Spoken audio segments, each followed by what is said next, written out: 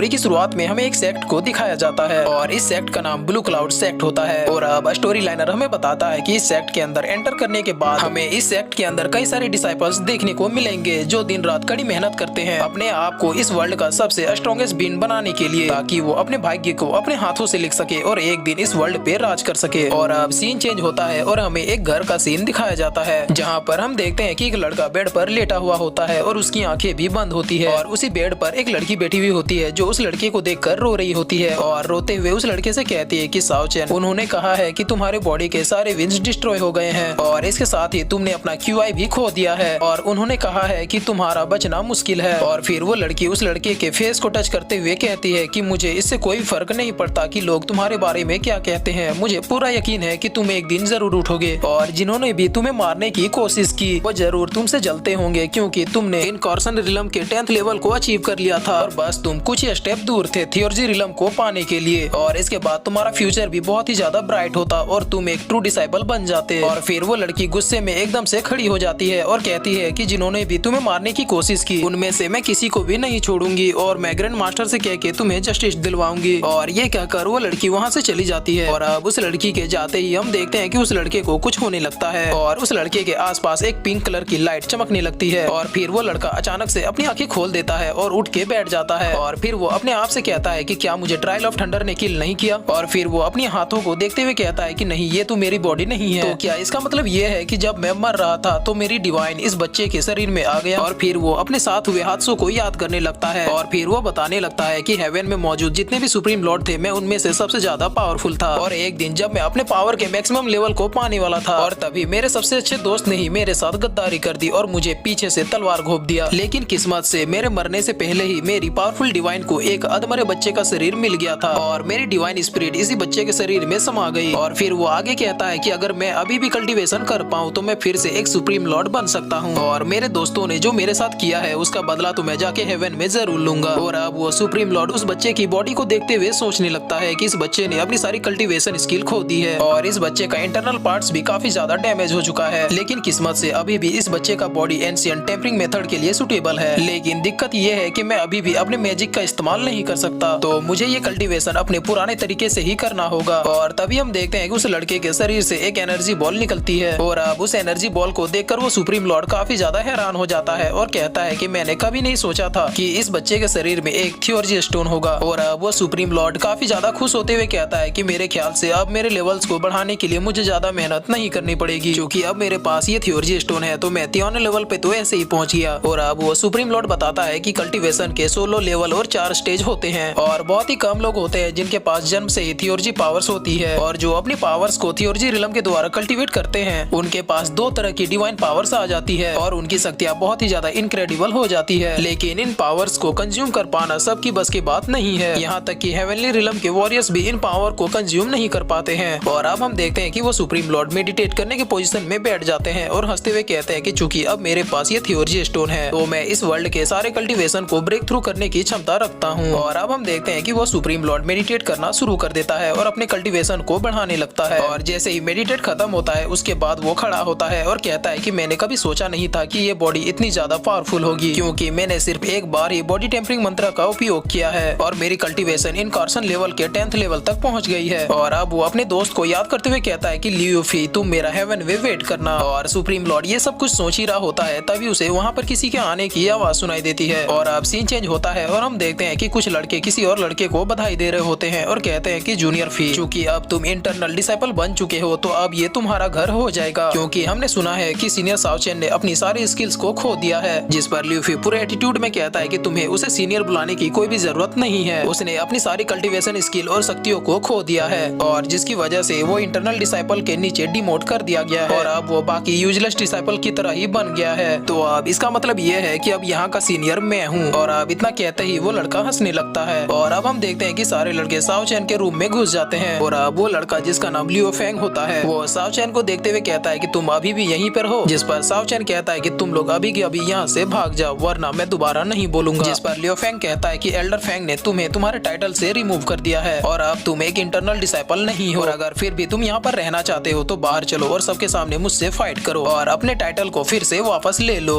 और अब हम देखते हैं कि सारे डिसाइपल्स वहाँ पर पहुँच जाते हैं और सारे लोग साओचेन चैन को देखकर बहुत ही ज्यादा हैरान हो रहे थे और सारे लोग सोच रहे थे कि ये आखिरकार उठ कैसे गया। इसके बॉडी का तो लगभग हर एक पार्ट डिस्ट्रॉय हो गया था और अब सुप्रीम लॉर्ड को भी समझ में आ गया था कि इस बच्चे के साथ किसी की भी नहीं बनती है। और अब लियो फेंग साओ चैन के सामने आता है और कहता है कि क्या तुम्हें अभी भी लगता है कि तुम इस सेक्ट के टॉप 5 स्टूडेंट की गिनती में आते हो? तुम बस अब एक यूजलेस हो। और अब हम देखते हैं कि पीछे से लियो फेंग के दोस्त लियो फेंग से कहते हैं कि भाई ध्यान से कहीं ये मरवर न जाए वरना जूनियर जिंग मैंग तुम्हें छोड़ेगी नहीं। और अब जूनियर जिंग मैंग का नाम सुनते ही सुप्रीम लॉर्ड सोचने लगता है कि आखिर ये कौन है। और फिर साओ चैन के माइंड से उसे याद आता है कि आज से 5 साल पहले इस लड़के ने उस लड़की को एक भालू से बचाया था जब वो लड़की 10 साल की थी और साओ चैन 13 साल का। और तभी से ही जिंग मैंग साओ चैन को पसंद करने लगी थी। और साओ चैन ने भी जिंग मैंग से वादा किया था कि जब मैं एक दिन ग्रैंड मास्टर बन जाऊंगा तब मैं तुमसे शादी कर लूंगा। और अब हम देखते हैं कि लियो फेंग ये सोचते हुए कि जब साओ चैन मर जाएगा तो मैं जिंग मैंग को इम्प्रेस कर लूंगा। और यही सोचते हुए वो सीधे साओ चैन के ऊपर अटैक करने के लिए जाता है। लेकिन उसे ये नहीं पता था कि साओ चैन के शरीर में सुप्रीम लॉर्ड की आत्मा है और साओ चैन के एक ही पंच में वो सीधे दीवार से जाके टकरा जाता है। और अब ये देखने के बाद वहाँ पे मौजूद लोगों को तो अपनी आंखों पर विश्वास ही नहीं हो रहा था और सारे लोग कहने लगते हैं कि क्या साओ चैन ने अपनी कल्टीवेशन को नहीं खोया है और क्या वो उतने दिनों से नाटक कर रहा था ये जानने के लिए कि आखिरकार उसके ऊपर हमला किया किसने था। और अब सुप्रीम लॉर्ड कहता है कि तो अब अगला कौन है तुम। और अब लियो फेंग के सारे दोस्त साओ चैन के सामने माफी मांगते हैं और कहते हैं कि हमें कुछ भी नहीं पता, हम सच में नहीं जानते हैं कि आपके ऊपर किसने अटैक किया था। और तभी हम देखते हैं कि वहाँ पर एक और लड़का अपने ग्रुप के साथ आ रहा होता है और कहता है कि तुम लोगों ने यहाँ पर इतनी भीड़ क्यों लगा रखी है। तब वहाँ पे मौजूद एक लड़का कहता है कि सीनियर लुहान, दरअसल सीनियर साओ चैन ने आपके भाई को पीट दिया है। और अब ये सुनते ही लुहान सीधे अपने भाई के पास जाता है और उसकी नब्ज को चेक करता है। और अब गुस्से से खड़े होते हुए साओ चैन से कहता है कि साओ चैन तुमने मेरे भाई के इंटरनल पार्ट्स को डैमेज किया है जिसकी वजह से उसकी विंग्स डैमेज हो गई है और अब उसका कल्टीवेशन भी ड्रॉप हो चुका है। और तुम्हारी हिम्मत कैसे हुई मेरे भाई के साथ ऐसे ट्रीट करने की, और इसके लिए मैं तुम्हें मरते दम तक माफ नहीं करूंगा। जिस पर साओ चैन भी मजे लेते हुए कहता है कि अच्छा मरते दम तक, तो मेरे ख्याल से तुम्हें मरना होगा। और ये सुनते ही लुहान को बहुत ही ज्यादा गुस्सा आ जाता है और वो अपने मार्शल स्पिरिट को बाहर निकाल लेता है।